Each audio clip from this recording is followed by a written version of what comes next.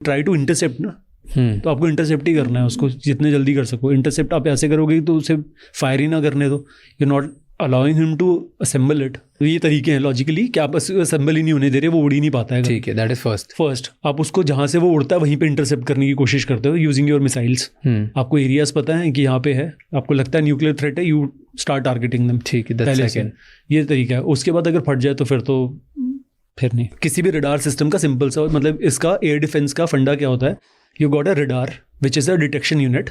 वो डिटेक्ट कर रही है, वो हीट सिग्नेचर पकड़ रही है या किस तरीके से पकड़ रही है उसको, वो अपना एक तरीके से सिग्नल ले रही है।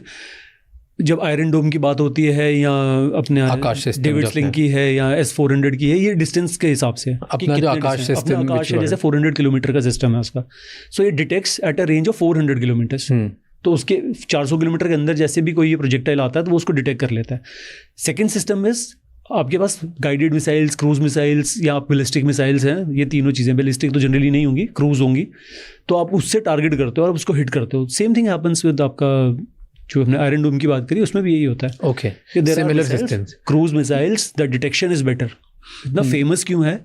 When multiple projectiles are fired, जैसे S-400 है, वो एट ए टाइम 60 टारगेट्स को डिटेक्ट कर लेता है। 60 to 90 टारगेट्स का कुछ अप्रॉक्सीमेट उसका वो है। 60 टारगेट मीन्स कि 60 प्रोजेक्टाइल्स आपके पास आ रहे हैं and 60 are detected and 60 are engaged also. ठीक है, तो अगर 60 मिसाइल आ रही है बाहर से तो हम 60 की 60 रोक सकते हैं एक झटके। यहाँ पे भी 60 मिसाइलें फायर करेंगे यहाँ से एक साथ। 60 I am saying, may be little left और राइट, बट अप्रॉक्सीमेटली इसके आसपास जो भी है 60 मिसाइल्स विल बी फायर्ड। दूसरों का सिस्टम होगा फायरिंग, मतलब वो है दूसरी, जैसे जू है तो वो राउंड्स फायर करती है 14 mm का या 21 mm का। We were talking about nuclear bombs. कितने टाइप के न्यूक्लियर बॉम्ब्स होते हैं?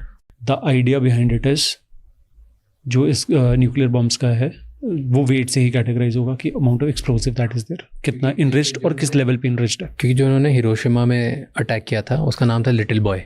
छोटे थे। लिटिल बॉय हिरोशिमा में अटैक किया August 6 को 1945 आई गेस, और वो था यूरेनियम बेस्ड, राइट। फिर 9 अगस्त को उन्होंने किया नागासाकी पे, वो प्लूटोनियम बेस्ड था, उसका डिस्ट्रक्शन काफ़ी ज़्यादा था, उसका नाम था फैट मैन। तो फैट मैन क्यों ज़्यादा पावरफुल था? क्योंकि प्लूटोनियम की वजह से कि सिर्फ वेट की वजह से? एक्सप्लोसिव्स ज़्यादा हो सकता। टेल मी कि अगर आज की तारीख में अगर कभी न्यूक्लियर अटैक होता है तो कितना डिस्ट्रक्शन करता है, कितना इम्पैक्ट करता है? मेजर